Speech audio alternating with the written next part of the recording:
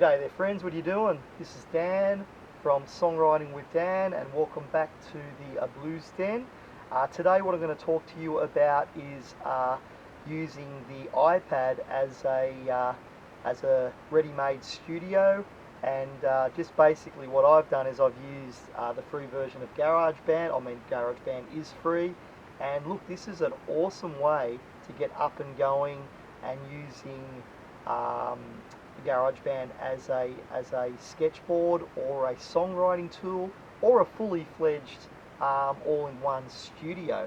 Now, this really is very user-friendly, and look, I've written a song. It's a metal song actually, and yeah, look, I just want to give you a quick demonstration of what's possible on the iPad using GarageBand. So, if you don't already have iPad download, if you don't already have GarageBand, download it, and when we click onto the icon, it takes us. Now this is a song that I've written. I've got a numerous number of, half a dozen or so tracks here, and I've built up a song. What I've done is there's guitars, so this being a metal song, what I've done is dialed in an amp. Okay, so you've got a variety of different amp settings. Here we go, there's your sort of list there, glam, heavy. So I was doing something in the thrash kind of world, so modern metal was the preset that I went for, and yeah, it looked pretty cool. Dialed in a sound, go away. Alright, there we go, done, stuck it out of there. Okay, so, getting back to it, now let's just get out of there. Alright, and look, while we're here, there's your amps for guitar, and then you've got a variety of options for bass as well. Now, you can plug a guitar or a bass directly in through this little thing. It's called an Irig. I've had this for a few years now. I think there's an Irig too. I'm not here to promote I'm not getting endorsed by this stuff. But I'm just letting you know that this is just as simple as it gets. You plug that in to the headphone jack, and then you plug a 1/4" jack guitar lead into there, and you're good to go. And you can dial in an amp sound, and you're good to go. So that works in place of a audio interface, which eventually, if you want to build on this as a studio, that's what I recommend you do. Get a 1, 2, or 4 track audio interface, and you've basically got an all-in-one studio. Now getting back to, so that's a little touch on how we can get some guitars going in. Now if I click on that icon there, it takes me back to my main screen. Now what I did is I laid down some drums, and there's a bunch of virtual drum kits in here.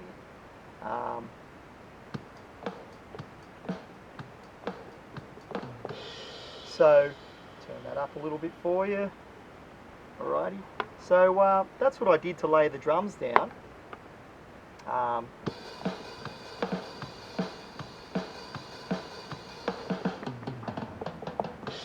Alrighty. Now everyone's going to be coming at a different skill level with this. So with practice, like anything, you're going to get better at it. But even if you want to lay down a basic drum beat,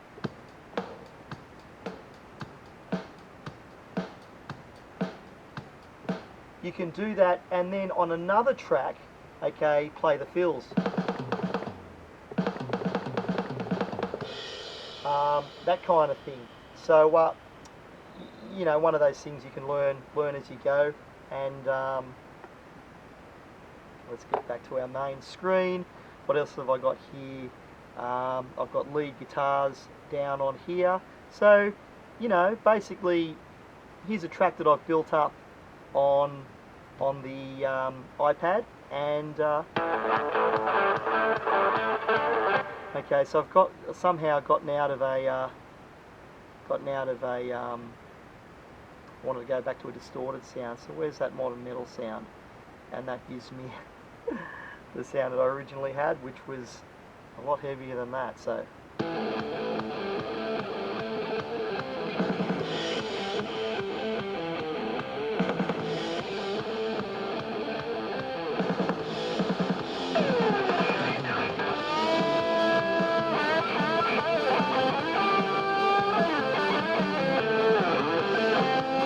So there you go. There's a metal track that I've been building up just on the iPad. I was actually doing this in the kitchen, so really cool. It means I don't have to come into my studio, set up massive amounts of gear just so I can lay some ideas down. But in the end, I end up getting a full song out of this just by sitting in the kitchen with this stuff. So really, really cool.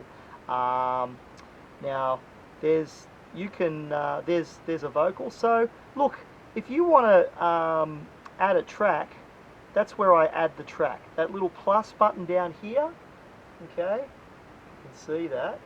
And let's just add a track, and there we go. If I want to add like a vocal, we've got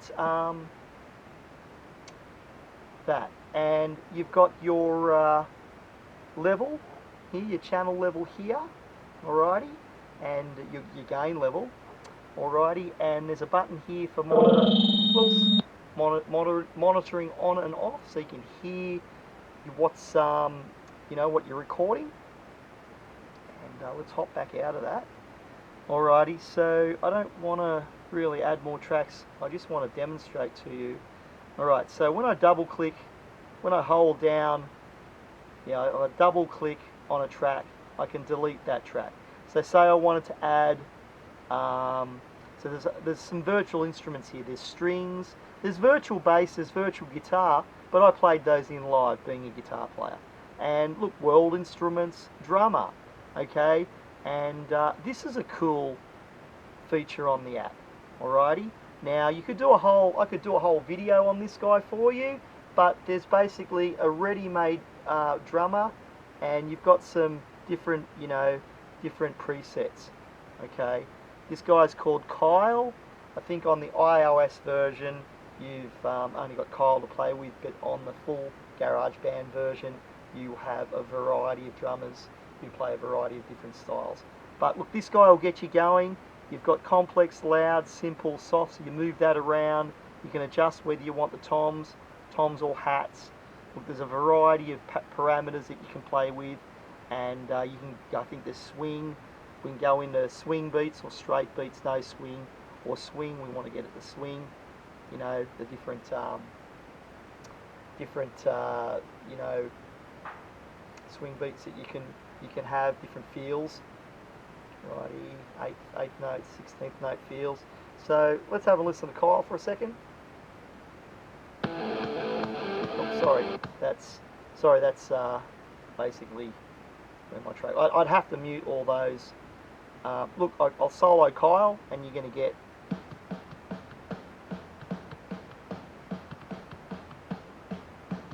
Now there's Kyle playing a beat. Probably not ideal for this song, obviously, and that's where I need to sit back and work something out. But look, I don't need that. I don't need that track in this song, so I'm just going to delete it. That was just for the purposes of showing you how to bring up a track. So I can do that again by double tapping, and let's just delete that whole track.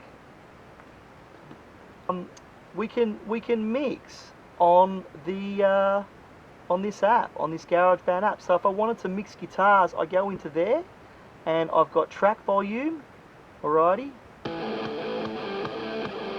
track pan, left or right. I can compress, the lows and highs. I can add some echo or reverb, alright. I've basically got some plugins. Alright, calm that. I can go into there and I can add a noise gate, alrighty, which I had to do on these heavily distorted guitars. Otherwise I was getting some pretty full-on feedback. So you can use your noise gate there to adjust that for yourself. There's a visual EQ there. So for those who are familiar with working EQ on a DAW, digital audio workstation, it's very similar to how that would look anywhere else, which is so cool. And you've got some compression here. Alright, so there's all your parameters for some basic compression. So look, as I said, you know, this is an all-in-one studio in itself, but here's what's really cool. Here's also what's really cool about this particular app. Now, you can do a thing, and I've built my song this way. I don't know if you can see that, but down here it says A, B, C, D. So when I'm writing a verse, I call it an A section. And if I'm writing say a pre-chorus, it's a B section, right? If I'm writing a chorus, it's like a C section. Now, if I just want to arrange my song, I just go into there, and there I go. I can add sections, okay, add, and there is section A, all right? So that's generally, it's 32 bars worth, because when I was writing this song, I realized that I needed, say, 8 bars of intro and another 8 bars of, you know, the drums coming in. Like a metal song's gonna build, right? So I've got to like start off with, you know, maybe just the guitar riff, and the guitar builds in, and then everyone's in. And then I'm doing that for a handful of bars, another 4 bars or so, or whatever it is, you know, and then I've got a bunch of bars for the verses. So it took up 32 bars, section A. Section B took up 8 bars, and that was a pre-chorus, and section C, which was my chorus, took up 16 bars. So, and then what it does is that you just keep adding, okay, and what I do is, and being a metal song, you know, and look, I can expand the screen there, or I can, yeah, it's very tactile. There we go, make it smaller, make it larger, alrighty. And there's basically, I click on that, double click on that, and I can copy that and paste it elsewhere. So anything that's repetitive in the song, I can just grab that and figure out the amount of times that needs to be played in that section and just copy it across. Do the same with section B of a song, section C, and look, that's a start on what this can do. And pretty much your imagination is your limit. Look, I go into here and I save that, and there it is. I want to save it. If I want to share that, I can double click on that. Whoopsie daisy, how do I do that? So I'm not using this all the time, right? So I sometimes have to remind myself what to do. But if I select, there we go, I select that, okay, and then I want to share that. So let's share that.